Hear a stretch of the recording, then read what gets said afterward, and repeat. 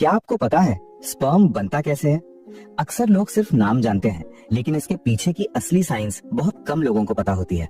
Sperm कोई जादू से नहीं बनता, ये शरीर के अंदर एक तय स्टेप बाय स्टेप प्रोसेस से बनता है, और वो भी पुरुष के टेस्टिकल्स में। टेस्टिकल्स के अंदर बहुत पतली नलिकाएं होती हैं, जिन्हें सेमिनिफेरस ट्यूब्यूल्स कहा जाता है। यहीं से स्पर्म बनने की शुरुआत होती है।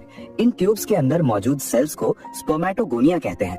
ये सेल्स डिवाइड होते रहते हैं और आगे बढ़ते हैं। इस पूरे प्रोसेस को हार्मोन कंट्रोल करते हैं, खास तौर पर टेस्टोस्टेरॉन और एफएसएच। धीरे धीरे ये सेल्स बदलते हैं, पहले स्पर्मेटोसाइट फिर स्पर्मेटिड बनते हैं। इसी स्टेज पर एक साधारण सा सेल असली स्पर्म की शक्ल लेना शुरू करता है। हेड, मिडपीस और आखिर में टेल तैयार होती है। इस पूरे प्रोसेस में करीब 64 से 72 दिन लगते हैं। साइंस की भाषा में इसे स्पर्मेटोजेनेसिस कहते हैं। स्पर्म दिखने में छोटा होता है, लेकिन उसके अंदर बहुत बड़ी जानकारी होती है। उसके हेड में मौजूद डीएनए आंखों का रंग, चेहरा, हाइट और स्किन टोन तय करता है। मिडपीस उसे एनर्जी देता है और टेल उसे आगे बढ़ने की ताकत देती है। अब सवाल, स्पर्म कितने दिन जिंदा रहता है?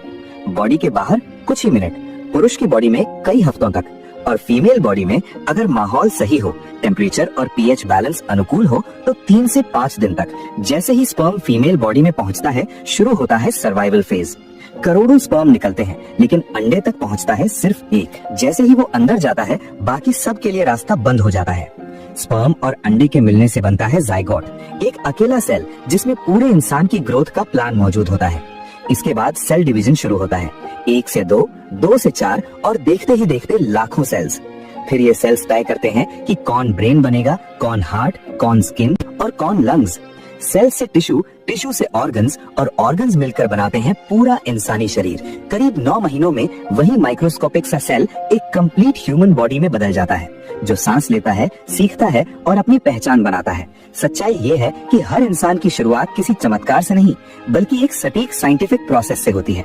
इसी वजह से साइंस सिर्फ किताबों में नहीं, वो हमारे अंदर जिंदा रहती है। अगर वीडियो आपको पसंद आई हो तो लाइक करें, शेयर करें।